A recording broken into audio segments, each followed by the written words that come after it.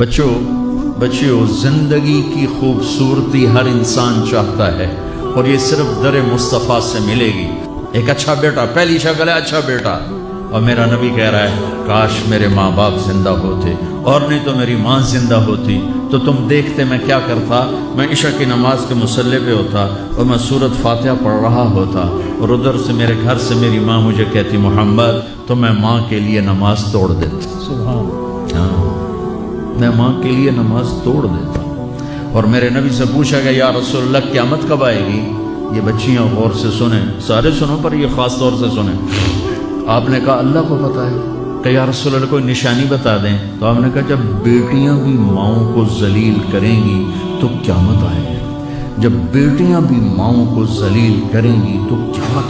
अन्तलिदल अमतु रब्बतहा, जब माँ के साथ बेटियां नौकर जैसा सलूक करेंगी, नौकरानी जैसा सलूक करेंगी तो क़यामत के नगारे पे चोट पड़ के रहेगी। ये नहीं कहा जब कुफर फैल जाएगा और जब इस्लाम बढ़ जाएगा, उस हालांकि क़यामत उस वक्त आएगी जब दुनिया में एक मुसलमान बाकी नहीं रहेगा।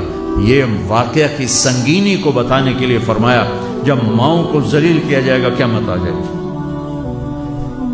मेरे नबी ने फरमाया उमर तेरे दौर में एक शख्स आएगा उवैस, उसका कबीला होगा मुराद, आगे सब कास्ट होगी कर्न, उवैस बिन आमिर।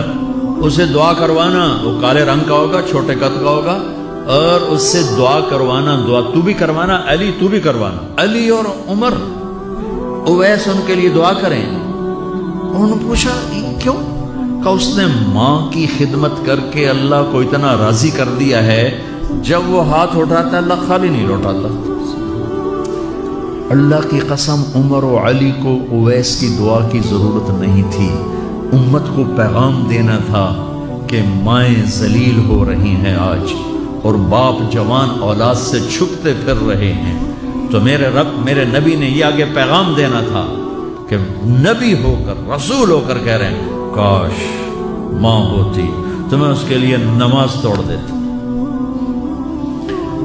आपको 8 औरतों ने दूध पिलाया वालदा समेत, उनमें एक उम्मे ऐमन भी हैं, आपके वालिद की बांदी। तो घर में तशरीफ फरमा थे, उम्मे ऐमन बैठी थी हजरत आयशा। तो उम्मे ऐमन कहने लगी या रसूलल्लाह पानी तो पिला दे। तो अल्लाह के नबी एकदम उठे तो हजरत आयशा नाराज हो गई। उम्मे ऐमन अल्लाह का रसूल को कहती पानी पिला, तो और क्यों ना कहूं मेरा बेटा है, मैंने दूध पिलाया। तो हजरत मेरे नबी ने कहा हाँ हाँ आयशा ये मेरी माँ है, इसका मैंने दूध पिया है। आप उठे, घड़े में से पानी भर के यूं दोनों हाथों से हजरत उम्मे ऐमन को पेश किया जो हबशी बांदी थी। क्योंकि दूध पिया है तो माँ का लफ्ज सादिक आ गया।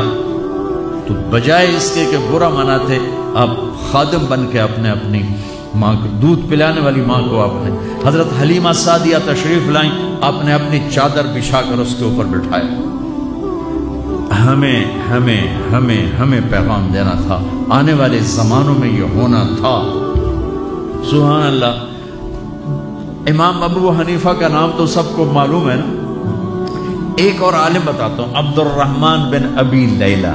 इनमें इल्मी खटपट थी बहुत ज्यादा, आपस में बनती नहीं थी। तो अबू हनीफा जैसी हस्ती जिनके करोड़ों फॉलोअर आज हैं, उनकी माँ कहती नोमान ये मसला है जाके अब्दुर्रहमान से पूछ के आ। जिंदगी में एक दफा नहीं कहा माँ जी मैं उसको बड़ा आलिमा मेरे को पूछ लो। कहा अच्छा माँ जी।